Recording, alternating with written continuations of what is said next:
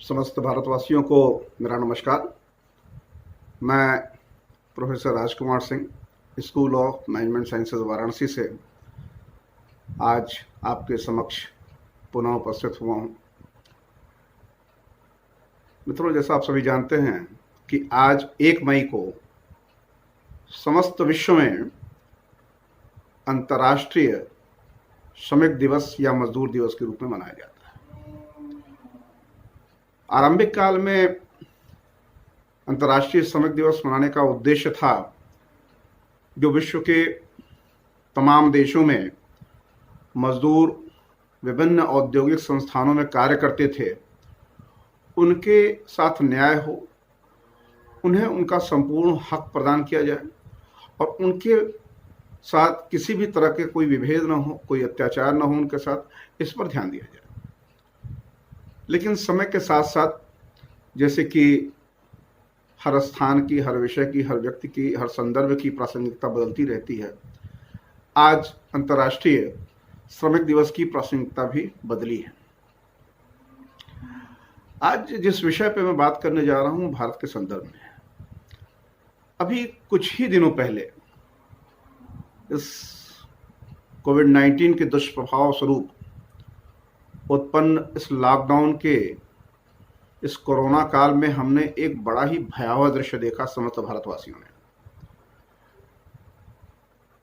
भारतवर्ष के विभिन्न स्थानों पर बसे हुए जो मजदूर हैं वह अपने अपने प्रदेशों से पलायन करने लगे, बल्कि मैं कहूँगा वो प्रतिपलायन करने लगे अपने गृह प्रदेशों तक। और जिस प्रकार की स्थितियों का जन्म हुआ, बहुत मुश्किल से केंद्र और राज्य की सरकारों ने मिलजुल करके एक सहयोग के साथ उसको संभालने का प्रयास किया। लेकिन यह उस चिंगारी का आगाज है जिसे अगर संभाला नहीं गया तो आने वाले समय में एक दावानल का स्वरूप लेगा और एक बहुत बड़ा विस्फोट हो जाएगा। यह समस्या क्यों जन्म ली और इसका समाधान क्या है?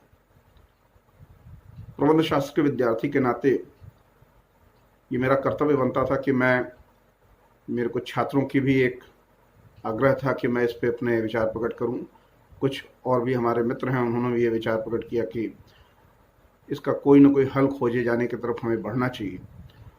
तो आज इस विषय पे कुछ बातें मैं आपके साथ साझा करूंगा, कुछ मेरे अपने जो विचार हैं, जो मेरा अपना अध्ययन है और जो मेरा अब तक का अनुभव है। देखिए, जब एक मजदूर अपने जिस शहर में कार्य करने गया था वहां से सिर्फ इसलिए भाग रहा है कि उसके पास 2 महीना खाने के लिए भोजन नहीं है। सरकारें क्या कर रही हैं उनके साथ, नहीं कर रही हैं, वो हमारा विषय नहीं है। यहाँ पे हम राजनीति की चर्चा करने नहीं बैठे हैं। लेकिन प्रश्न ये उठता है कि जो लोग इतने वर्षों से वहां कार्य कर रहे हैं, उनके पास 2 महीना खाने के लिए भोजन नहीं है। ये कैसी स्थिति है? क्या ये स्थिति बहुत अच्छी मानी जाएगी? यह इस पर भी विचार करने की आवश्यकता है। और अगर हम ये सब कुछ जानना चाहते हैं तो हमें विकास की अवधारणा के ऊपर बात करनी पड़ेगी। दुर्भाग्य यह रहा कि आज करीब 70 साल से ऊपर हो रहे हैं इस देश के आजाद हुए। आजादी के बाद से हमने विकास का एक मॉडल बनाया। मैं नहीं कहता वो गलत मॉडल था, वो उस समय के हिसाब से प्रासंगिक था, परंतु समय काल परिस्थिति के अनुकूल जो उस मॉडल में परिवर्तन होना चाहिए था वो हमने नहीं किया। वो मॉडल क्या था? वो मॉडल ये था कि हमने जिस समय हमारी करीब 80% से ज़्यादा आबादी, बल्कि मैं 85 के आसपास कहूँगा, गांव में रह रही थी, हमने विकास के छोटे छोटे टापू, छोटे छोटे द्वीप और उससे बड़े महाद्वीपों का निर्माण किया, जिसको हम लोगों ने tyre 1, tyre 2, tyre 3, tyre 4 cities, ऐसा आज हम नाम देते हैं उसको। और विकास कहाँ पे हुआ? विकास महानगरों का विकास हुआ। विकास हुआ मुंबई का, कोलकाता का हुआ। उस समय कोलकाता का काफ़ी विकास हुआ, बाद में जरूरी थोड़ा सा उसमें क्षय हुआ उसका। चेन्नई, बाद में हैदराबाद, दिल्ली, गुड़गांव, ऐसे कई बहुत से जो महानगर हैं उनका विकास हुआ। और बहुत से प्रदेश इस विकास यात्रा में पीछे रह गए। उत्तर प्रदेश है, बिहार है, झारखंड है, मध्य प्रदेश है, छत्तीसगढ़ है, उड़ीसा है, उत्तर पूर्व के कई राज्य हैं। ऐसे कई राज्य इस विकास यात्रा में कहीं ना कहीं थोड़े से पीछे रह गए। विशेषकर मैं बात करूंगा उत्तर प्रदेश की, बिहार की, झारखंड की, कुछ हद तक मध्य प्रदेश की, कुछ उड़ीसा के हिस्सों की बात कर लें, आसाम की बात कर लें। अब समस्या ये हुई कि जब एक दौड़ सी चल पड़ी, हमें लगा कि विकास यहाँ पे हो रहा है, यहीं पे रोजगार मिल सकता है, तो हमारे गांव से लोग वहां पे जाना आरंभ कर दिए। हर व्यक्ति का अपना अपना एक दर्जा था। कोई अति कुशल श्रमिक था, कोई अर्धकुशल था, कोई अकुशल था, और कुछ बहुत ही पढ़े लिखे वर्ग के लोग थे, कुछ अभिजात्य वर्ग के लोग भी थे। सबने अपना अपना ठिकाना वहां पे बनाया। इसमें कुछ भी गलत नहीं। गड़बड़ क्या हो गई कि जो विकसित थे वो विकसित होते चले गए, और जो अविकसित थे वो अविकसित ही रह गए। यानी उनकी स्थितियों में कोई परिवर्तन आया नहीं। आज भारतवर्ष को सर्वाधिक युवा राष्ट्र कहा जाता है, क्योंकि हमारे पास करीब ये माना जाता है कि 60% जो हमारी आबादी है वो युवा है। उसकी जो आयु वर्ग है वो 35 से 40 वर्षों के बीच में है, और हम उसको पॉपुलेशन डिविडेंड कहते हैं। यानी हमारी जो जनसंख्या है वो हमारे लिए एक संपदा के समान है। प्रश्न ये उत्पन्न होता है कि ये हमारी संपदा है या समस्या। ये इस बात पर निर्भर करती है कि उनके पास जो कौशल की आवश्यकता है आज के समय में हमारे उद्योगों को और भी तमाम जगह पे, या स्वरोजगार की जहाँ तक बात हो, क्या उसके पास वो चीज़ें आ पाई? वो नहीं आई। नतीजा ये हुआ कि एक बहुत ही असंतुलित विकास की अवधारणा जन्म ली, जहाँ एक जगह पे सारी सत्ता, सारी शक्ति, सारा धन, सारा विकास केंद्रित हो गया, और दूसरी तरफ बिल्कुल ही पिछड़ा एरिया रह गया। पिछड़ा विकास का, जहाँ विकास का कोई अर्थ ही नहीं बनता है, वो रह गया। और हमने मान लिया कि इस महासागर में कुछ नहीं है, जो कुछ है उन टापुओं पे है, उन द्वीपों पे है, उन महाद्वीपों पे है। नतीजा, हमारे यहाँ का युवा जब पढ़ता है गांव का, उसका पहला लक्ष्य होता है कि किसी बड़े शहर में चले जाए। ये अंतर्राष्ट्रीय प्रक्रिया है। भारतवर्ष में पढ़ने वाला व्यक्ति सोचता है, जो दिल्ली में बैठा है, मुंबई में बैठा है, कि मैं विदेशों में चला जाऊं। अब जब ये कोरोना का संक्रमण हुआ है और पूरी दुनिया से लोग वापस भागने के फिराक में लग गए हैं कि कैसे वापस भारत आ जाए, और कैसे फिर वापस उन्हीं शहरों से व्यक्ति भाग करके अपने गांव आने का प्रयास कर रहा है, ये तय हो गया कि हमारा जो विकास का मॉडल था वो कहीं ना कहीं पे फेल हो चुका है, असफल हो चुका है।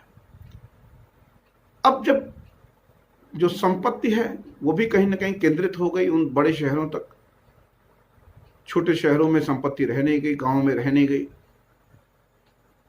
और इसका एक नतीजा हमने देखा हाल ही में कि एक तरह के सामाजिक संघर्ष की स्थिति का जन्म हो गया, जो स्वाभाविक भी है। क्योंकि जब किसी भी स्थान विशेष के लोगों को ये लगता है कि दूसरे स्थानों से लोग उनके यहाँ आते चले जा रहे हैं, तो उनके जो अधिकार हैं उनके ऊपर ये हस्तक्षेप है, और उनके लिए रोजगार कहाँ पे होगा। तो एक सामाजिक संघर्ष की जो स्थिति है ये भी बहुत खतरनाक है। और कई प्रदेशों में हमने ऐसा देखा कि वहाँ के स्थानीय लोगों ने उन लोगों का विरोध किया जो लोग अपने अपने प्रदेशों से छोड़ करके वहाँ पे बस रहे थे रोजगार की तलाश में, और उनका एक ही प्रश्न था कि आप अपने यहाँ की सरकारों से क्यों नहीं कहते हैं कि आप वहाँ पे विकास करें। और प्रश्न गलत भी नहीं कर सकते हैं, हाँ उनके तरीके जरूर गलत थे। जिस तरीके से उन्होंने विरोध किया, जो हिंसक तरीके अपनाए गए, उसका मैं विरोध करता हूँ, वो तरीका उचित नहीं है। लेकिन जो मूल प्रश्न है उसको नकारा नहीं जा सकता, उसको समझना पड़ेगा इस चीज को। अब जब इस प्रकार के जब पलायन होते हैं तो वहाँ का जो स्थानीय जो कला है, संस्कृति है, हस्तकला है, ये इसका भी नाश हो जाता है। आज लोग भूल जाते हैं कि हमारी मूल कला क्या रही है, उस मूल कला का विकास कैसे रहा है। पर्यावरण के ऊपर उसका बुरा प्रभाव पड़ता है। जब शहरों में बहुत ज़्यादा लोग बसना शुरू कर देंगे तो उसका पर्यावरणीय प्रभाव भी पड़ता है। आज हम देख रहे हैं कि जब हम लोग यहाँ बैठे हुए हैं कोरोना में, बिल्कुल लॉकडाउन की स्थिति में, तो पर्यावरण कितना स्वच्छ हो रहा है, क्योंकि हमारा अतिक्रमण कम हो गया उसके अंदर। तो अब हमें देखना पड़ेगा कि इसका हल कहाँ है। इसका हल कहीं ना कहीं खोजना पड़ेगा उन्हीं गांवों में।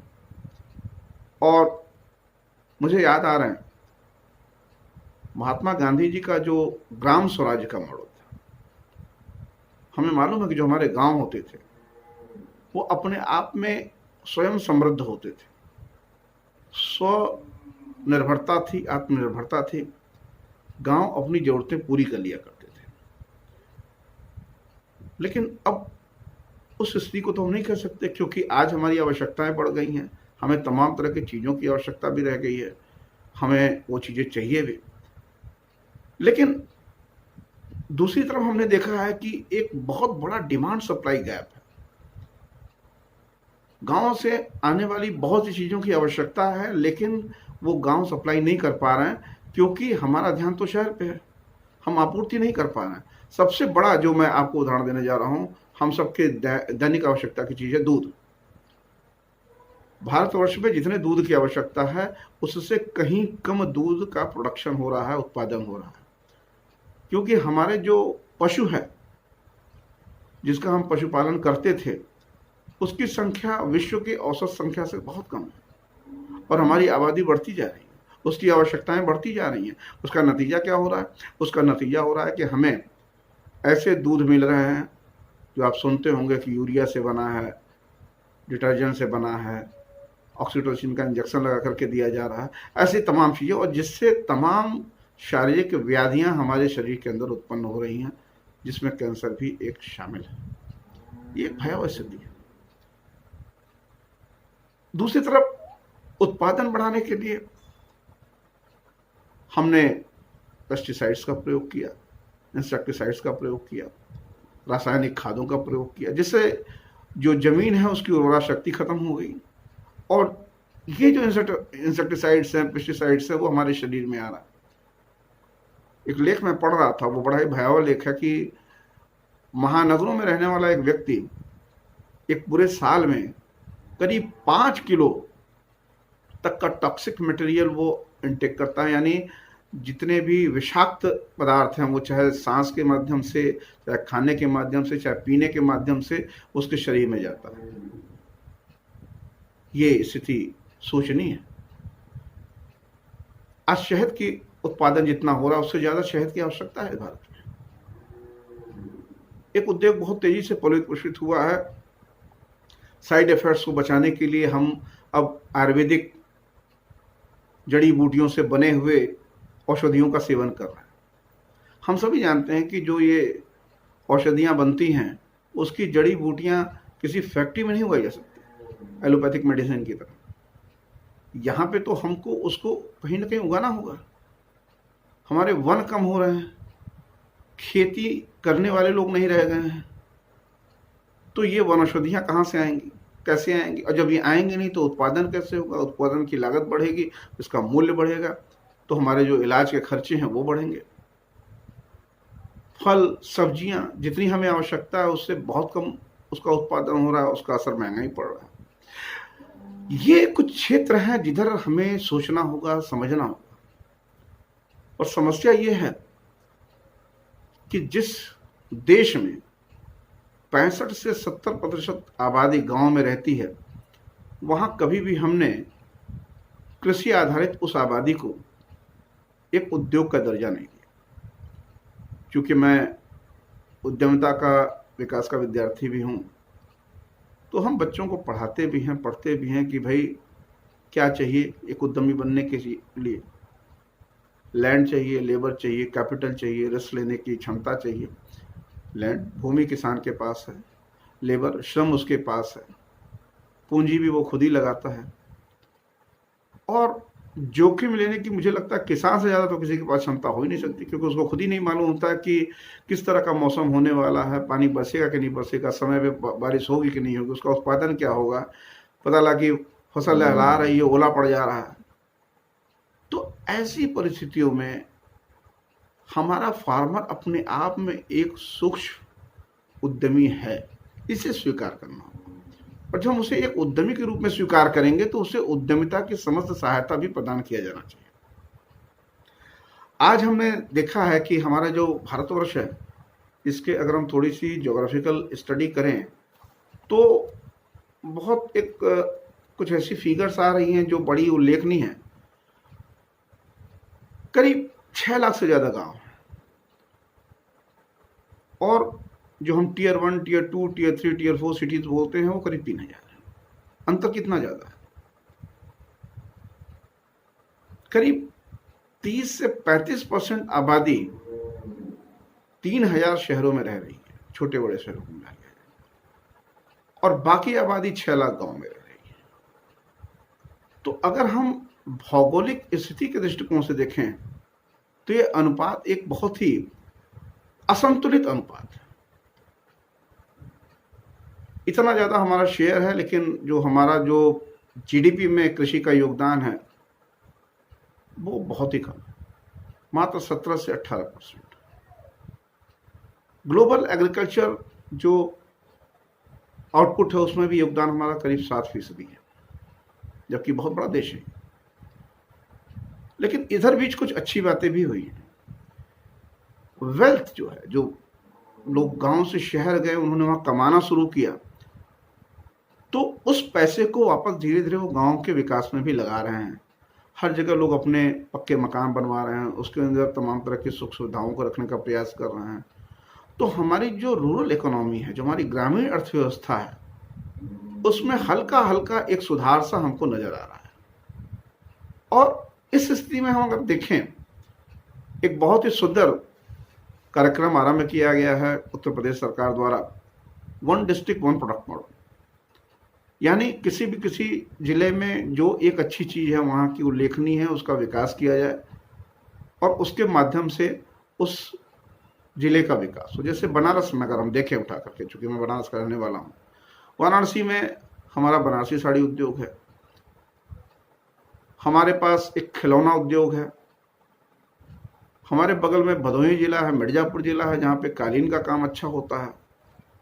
मिर्जापुर जिले में जो चुनार के चीनी मिट्टी के बर्तन है, उनका काम बहुत अच्छा होता है। तो ऐसे तमाम चीजें, बर्तन हो सकते हैं उनके, तमाम तरह के मूर्तियां हो सकती।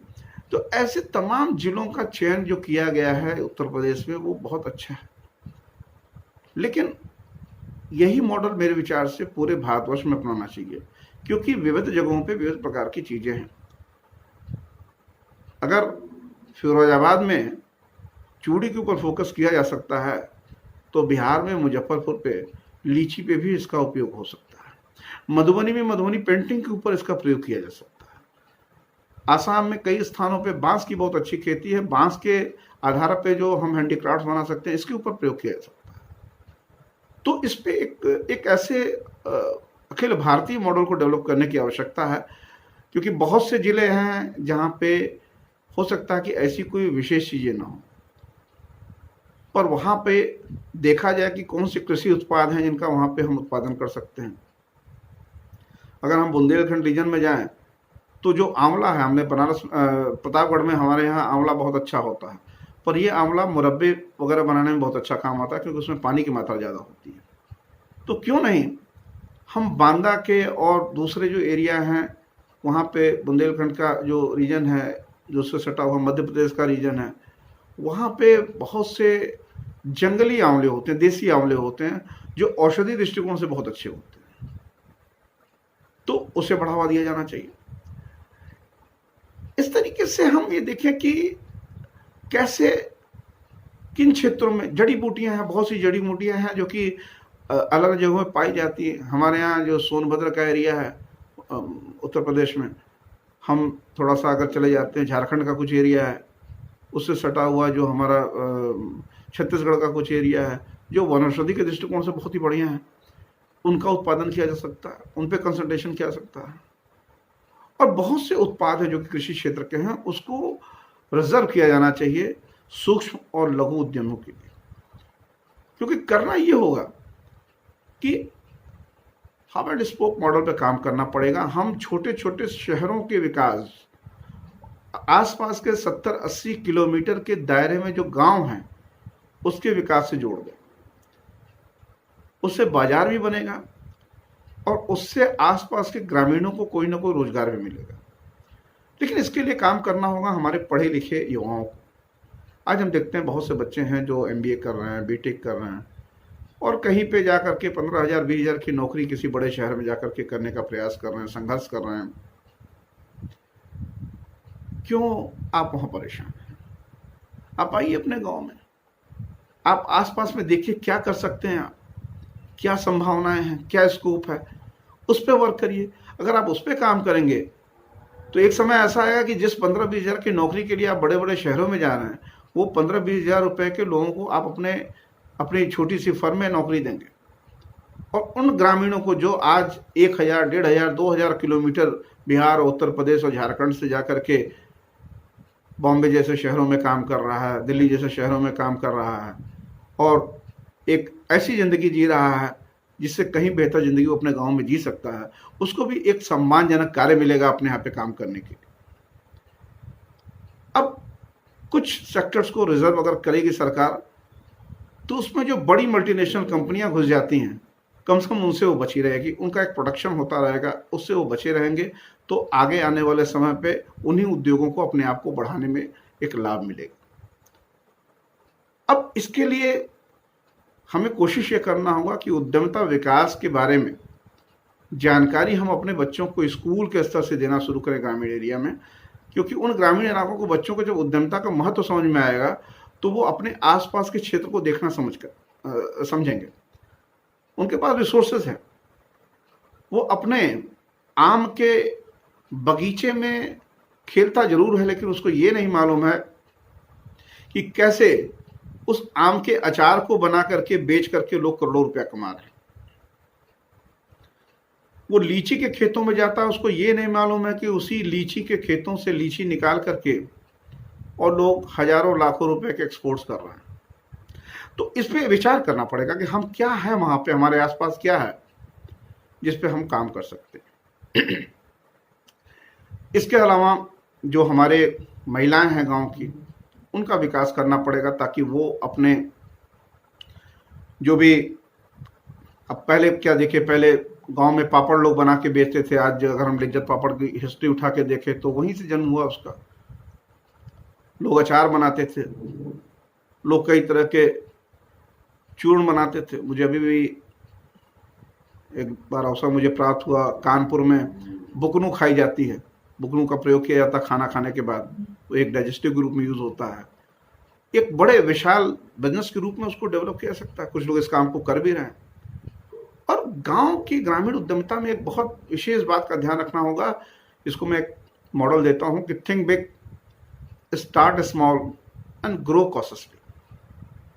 पहले मैं ग्रो फास्ट कहता था लेकिन अब कहता हूं ग्रो कॉशियसली, यानी बड़ा सोचिए, छोटे से शुरू करिए और सावधानी के साथ अपना विस्तार कीजिए।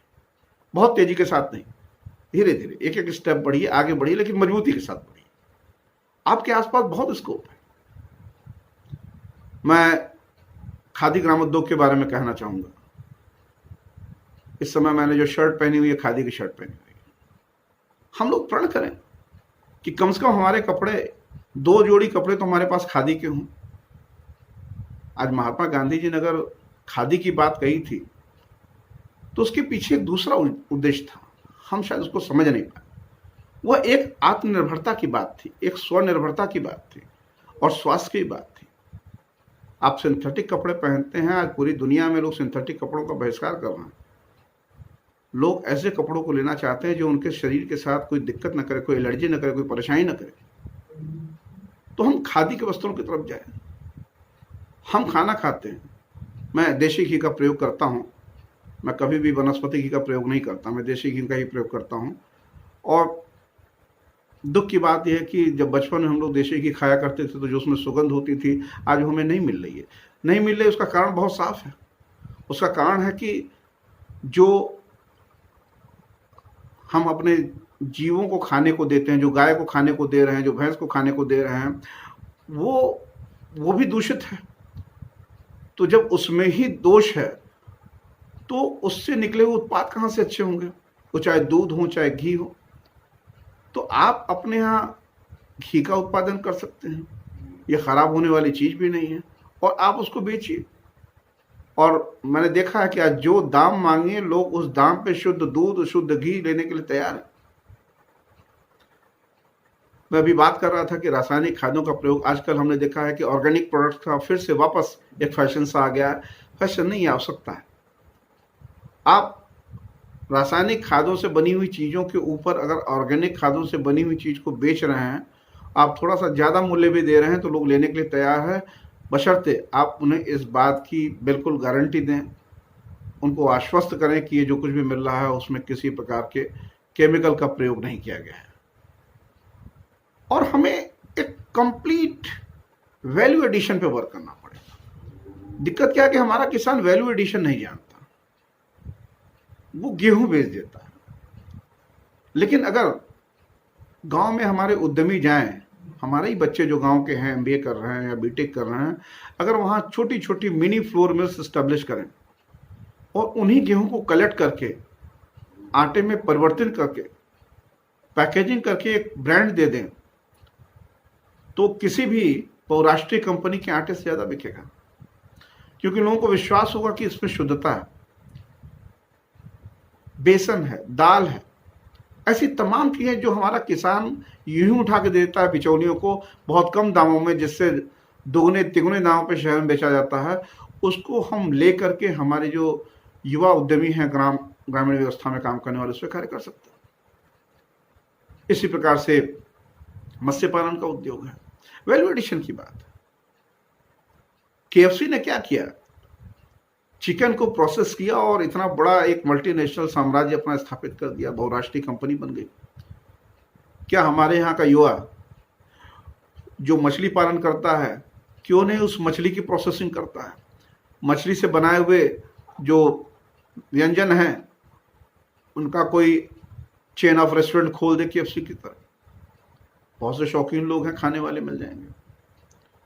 क्यों नहीं आज तक कोई इंडियन केएफसी पैदा हुई? हमारे यहाँ तो मुर्गी पालन का एक बहुत बड़ा स्कोप है, बहुत क्षमता है और हमारे युवा कर भी सकते हैं। तो हम वैल्यू एडिशन पे काम करें। हमें गेहूं बेच करके कुछ नहीं मिलेगा, लेकिन जब हम उसका आटा बेचेंगे तो उसमें हमें ज़्यादा दाम मिलेगा। हम सिंपल बेसन, हम दालें बेचेंगे, उस दाल की पैकेजिंग कर देंगे, उसकी एक ब्रांडिंग कर देंगे, उसमें हमें ज़्यादा दाम मिलेगा, वैल्यू मिलेगी। तो ये कुछ चीज़ें हैं जिसको हमको समझना पड़ेगा कि कैसे हम इन चीज़ों को लेकर के आगे बढ़ सकते हैं। और बहुत सी छोटे छोटे आवश्यक चीज़ें हैं हमारे आसपास में, हमारे किसानों के पास, जिनके पास एक क्षमता भी है, काम करने की स्थिति भी है, आबादी भी है, और उनको लोकल मार्केट के बारे में काफ़ी कुछ जानकारियाँ हैं, लोगों की ज़रूरतों को समझते हैं और उन आवश्यकताओं की पूर्ति करना उनको मालूम है। रासायनिक खादों की जगह अगर हम जैविक खादों का प्रयोग कर रहे हैं तो जैविक खादों की बिक्री भी होगी। तो अगर जैविक खादों का निर्माण किया जाए तो वो कहीं ज़्यादा बिक सकता है, हर व्यक्ति उसके बारे में जानना चाहेगा, लेना चाहेगा। पर इसके लिए करना क्या होगा? एक तो इसे अवेयर कराना होगा, लोगों को सूचित करना होगा, इसकी जानकारी बढ़ानी होगी, और छोटे कृषि आधारित उद्योगों पर उद्यमता विकास कार्यक्रम गांव गांव में जाके करना होगा। वहाँ के युवकों को प्रोत्साहित करना पड़ेगा। सरकारी जो सेवाएं मिलती हैं उनको सूचित करना होगा कि ये इससे बहुत दिक्कत नहीं होती है। कोई अगर माइक्रो लोन हमें लेना है, छोटा लोन लेना है, तो हमें कोई दिक्कत नहीं होगी। महिलाओं में स्वयं सहायता समूह जो कार्य कर रहे हैं उनको उद्यमता का विस्तार कैसे किया जाए उसके बारे में उनको हम ज्ञान प्रदान करें। साथ साथ जो कृषि आधारित तकनीक है उनका कैसे विकास किया जाए। हमारी तकनीक सारी की सारी जो है उसकी दिशा दूसरी तरफ है, लेकिन हमें कृषि आधारित तकनीक पे काम करना पड़ेगा और किसान को ये सक्षम बनाना पड़ेगा कि जो तुम थोड़ा बहुत कर्ज लेते हो उसे कैसे वापस कर सको, किस तरह से उसे वापस किया जा सकता है। आज मैं देखता हूं, चूंकि मैं गांव से जुड़ा हूं, कि आज गांव में काम करने वाले लोगों की बहुत बड़ी समस्या है। और वो बड़ी बात नहीं है कि कुछ दिनों बाद ये भी वैकेंसी निकालनी पड़े कि गांव में काम करने के लिए श्रमिकों की आवश्यकता है। कई जगह पे समस्या दूसरे कारण से है, जो क्षेत्रफल है उस खेत का बहुत कम है लोगों के पास, औसत क्षेत्रफल। वहां पे मिलजुल करके एक कोऑपरेटिव फॉर्म में, कॉन्ट्रैक्ट फार्मिंग का काम शुरू हो सकता है। वहां पे अगर कोई बड़ी कंपनी सहायता करना चाहे तो उनके साथ हाथ मिलाया जा सकता है, जहां पर एक निश्चित आय भी उस किसान को प्राप्त हो जाए और अपने ही खेतों में श्रम करके जो एक तनख्वाह हो सकती है उसको प्राप्त होती रहे, तो उसको दुगनी आमदनी होगी। हम जानते हैं, हम टमाटर उगाता है किसान, लेकिन उसको ये नहीं मालूम है कि उस टमाटर से कैसे एक सॉस बनाया जा सकता है। तो जो भी फल संस्करण उद्योग हैं उसको स्थापित करने की बात सोची जा सकती है स्वयं सहायता समूह के माध्यम से, ताकि किसानों को उसके अंदर जोड़ा जा सके। और कोऑपरेटिव मूवमेंट को हमें स्ट्रांग करना पड़ेगा। हमें मालूम है कि अमूल जैसे जो आंदोलन हुए वो एक कोऑपरेटिव आंदोलन थे, उसके बाद उतना बड़ा कोई कोऑपरेटिव आंदोलन हुआ नहीं। तो इस पे भी विचार करना होगा किस प्रकार से कोऑपरेटिव आंदोलन किए जाएं, और किसानों को जो उधार देने की एक नीति है उसका एक नीति बननी चाहिए, ऊपर पॉलिसी एक अच्छी बननी चाहिए कि जो आवश्यकता जिनको है उन्हीं को ये मिले। होता क्या कि उसका लाभ बड़े बड़े किसान उठाते हैं और जानबूझ करके उसका पेमेंट नहीं करते, और किसान उसके चक्कर में जो छोटा किसान है वो प्रभावित हो जाता है, वो बदनाम हो जाता है। और कई बार हमने देखा है बहुत ही दुखद स्थितियां उत्पन्न हुई है, किसानों को आत्महत्या करने की नौबत आ गई है। ये नहीं होना चाहिए, किसी भी राष्ट्र के लिए बहुत ही शर्मनाक बात है। और हर बार कर्ज को माफ कर देना ये भी कोई सोल्यूशन नहीं है, ये भी कोई हल नहीं है। ऐसा किया जाए कि वो अपने कर्ज को वापस करे, फिर दूसरा कर्ज ले, कोई दिक्कत नहीं है। कार के विस्तार के लिए अगर कर्ज लेने की आवश्यकता है तो वो बुरी बात नहीं है, लेकिन उसे कर्ज वापस करने की क्षमता का विकास करना पड़ेगा। इसके साथ साथ सरकार की बहुत सी योजनाएं आती हैं, लेकिन हमने देखा है कि वो योजनाएं नीचे लेवल तक पहुंच नहीं पाती, किसानों को पता नहीं चल पाता। बहुत से कारण हैं, पर आज जनसंचार के बहुत से माध्यम उपलब्ध हैं और प्रयास हो सरकार का कि वो सारी योजनाओं को एक एक जो भी उद्यमी है जो गांव में काम कर रहा है उसको हम बताएं, ताकि वो उसका लाभ उठा सके, समुचित लाभ उठा सके।